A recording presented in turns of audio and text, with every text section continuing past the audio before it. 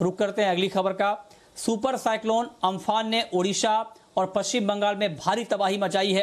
पश्चिम बंगाल में इस तूफान ने 12 लोगों की जान ले ली है। तूफान की तेज हवाओं ने हजारों मकान नष्ट कर दिए हैं। निचले इलाकों में पानी भर चुका है। राज्य की मुख्यमंत्री ममता बनर्जी ने कहा है कि हालात देखकर युद्ध जैसा अनुभव हुआ। ममता ने केंद्र सरकार से मदद भी मांगी है। प्रधानमंत्री नरेंद्र मोदी ने राहत और बचाव के लिए हर मुमकिन कदम उठाने का भरोसा दिलाया है। गृह मंत्रालय नुकसान का आकलन करने और एक रिपोर्ट तैयार करने के लिए टीम भेजेगा। वहीं भारत के बाद अम्फान ने बांग्लादेश में भी तबाही मचाई है। यहां तूफान ने 7 लोगों की जान ले ली है।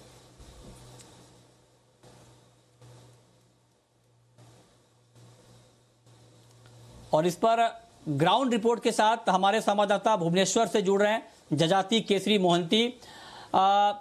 जजाति, मैं आपसे जानना चाहूंगा कि अम्फान के बाद जो तबाही मची है ओडिशा और पश्चिम बंगाल में, आज के हालात क्या हैं, क्या मंजर वहां पर आप देख पा रहे हैं?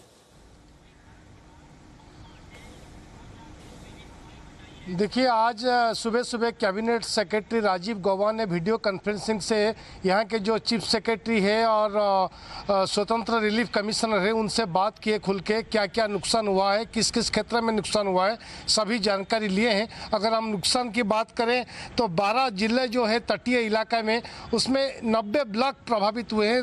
लगभग 45 लाख लोग प्रभावित हुए हैं और बहुत सारे पेड़ भी उपड़ा है और मकान भी टूटे हैं। लेकिन सबसे बड़ी बात यह है कि विद्युत क्षेत्र में, इलेक्ट्रिसिटी में बहुत सारा अफेक्टेड हुए हैं। 26 से 27 लाख विद्युत उपभोक्ता प्रभावित हुए हैं। ये सब प्रभावित एरिया में स्वाभाविक करने के लिए विद्युत सप्लाई लगे हुए हैं शक्ति विभाग के कर्मचारी। ये बोला जा रहा है आज 1-2 दिन में सब कुछ ठीक हो जाएगा, लेकिन जो ग्राउंड जीरो रिपोर्ट है, जितना नुकसान हुआ है उसको भरपाई करने के लिए कम से कम 1 हफ्ते लगेंगे।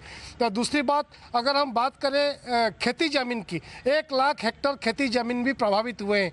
जो अभी जैसे मान लीजिए तटीय इलाका है, बालेश्वर, भद्रक, गंजाम, पुरी, ये सब जो ज़िले हैं समुद्र के किनारे, ये सब 1 लाख हेक्टेयर खेती ज़मीन बर्बाद हुए हैं फसल, और उनका भी भरपाई होगा। और आज अभी चीफ मिनिस्टर नवीन पटनायक ने एरियल सर्वे कर रहे हैं, आकाश मार्ग से परिदर्शन कर रहे हैं जो एरिया प्रभावित हुए हैं। उसके अलावा अगर बात करें तो केंद्र सरकार की प्रधानमंत्री नरेंद्र मोदी और गृह मंत्री अमित शाह ने भी सराहना किया है ओडिशा सरकार का, जैसे पदक्षेप लिए हैं अम्फान को मुकाबला करने के लिए। लेकिन पूरा रिपोर्ट आने के लिए और टाइम लगेगा। सभी जिलापाल को 24 घंटे में रिपोर्ट देने के लिए निर्देश दिया गया है और पूरी तरह से रिपोर्ट आने के बाद पता चलेगा कितना रुपया का नुकसान हुआ है और किस किस क्षेत्र में नुकसान हुआ है। लेकिन ये बात कह सकते हैं, अम्फान के बाद जो स्थिति उत्पन्न हुए हैं उसको सुधार करने में राज्य सरकार की, राज्य प्रशासन की, जिला प्रशासन की सभी कर्मचारी लगे हुए हैं।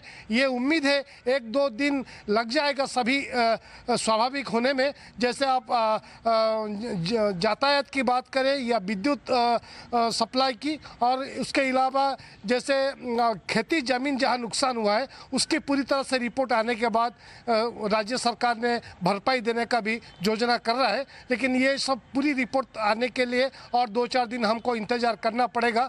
लेकिन इतना कह सकते हैं कम से कम 45 लाख लोग प्रभावित हुए हैं, 1 लाख खेती ज़मीन भी प्रभावित हुए हैं इसी 12 जिला में, तटीय इलाका में जो 12 जिला है। मृत्युंजय जी, ठीक है, बिल्कुल 45 लाख लोगों पर असर है। बहुत शुक्रिया जजाति केसरी मोहंती, ये ग्राउंड रिपोर्ट हम तक पहुंचाने के लिए।